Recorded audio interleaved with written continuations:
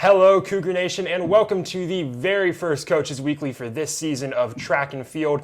I'm Jonathan Shear with Cougar Sports Network, and joining me for the very first time this season is the head coach of the track and field teams here, Coach Andrew Chizzo. Coach Chizzo, thanks for joining us today. Yeah, thanks for having me. Looking forward to this. Well, Cougar Track and Field is just getting started for this season this year, with the teams competing in their very first meet this last weekend at Olivet Nazarene University in the Holiday Invite. And it was a strong first meet for the Cougars this last weekend. 7 athletes on the women's team setting new personal bests. How does that kind of a start to the season set the tone going forward? It's a great start to the season.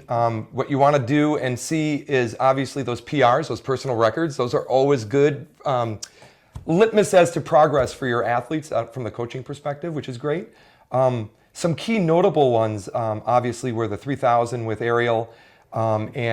She's been running very strong.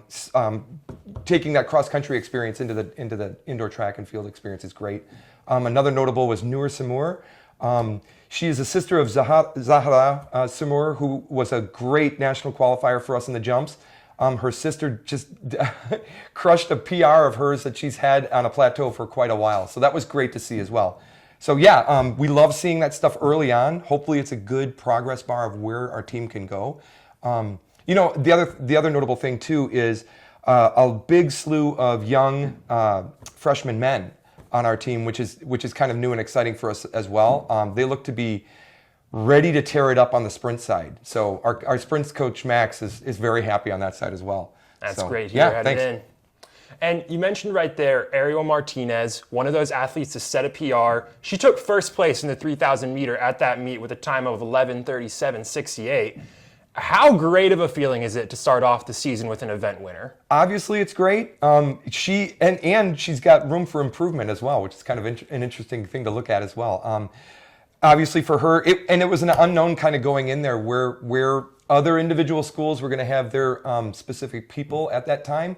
For a lot of the early kind of distance-minded people, you're training at this level, right? So something of that nature is kind of unique in a sense, but it's also a confidence builder as well, which is also great. Absolutely.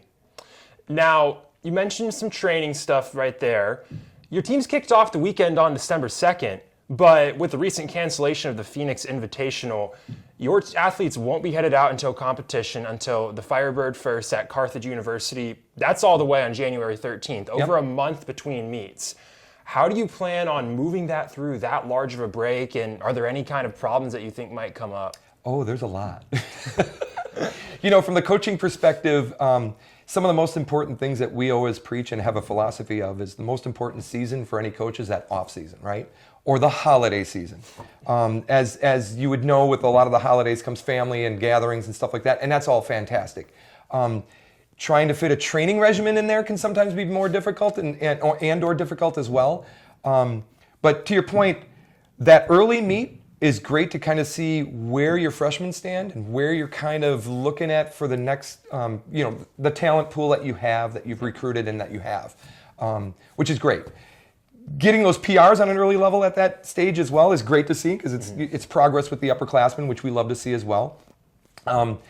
That January 6th meet came at a bad time because that's the same week as New Year's Day, that holiday. So bringing athletes back that early was going to be difficult for University of Chicago, which is why he canceled it in the first place.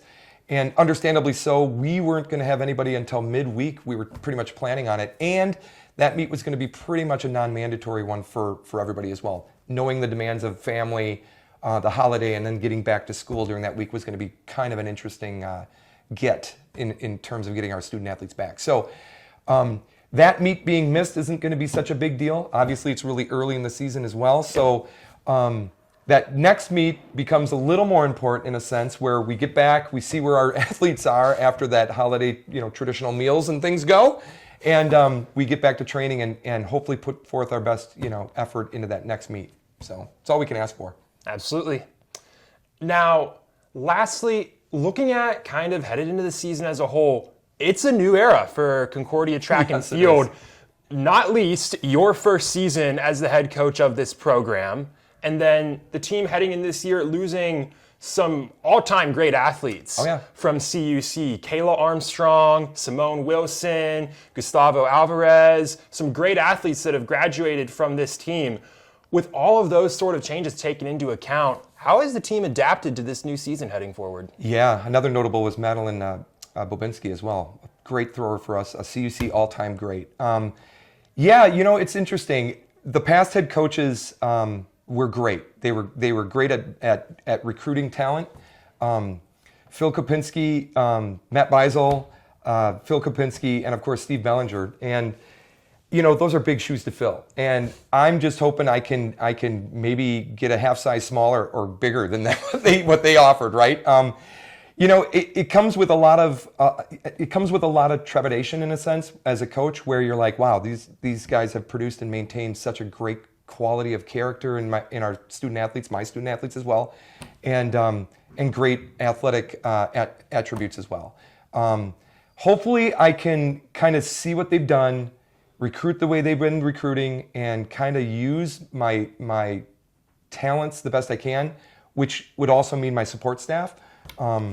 We have Max Waywood and Fatima Stingley, and of course Malachi Allgood on the distance side. So I'll be leveraging them and kind of moving us into an area that's it's new in a sense with the fact that we lost some great talent, but hopefully we can find and maintain some new ones. So that's the exciting part of being a coach, right? It waxes and wanes sometimes. So.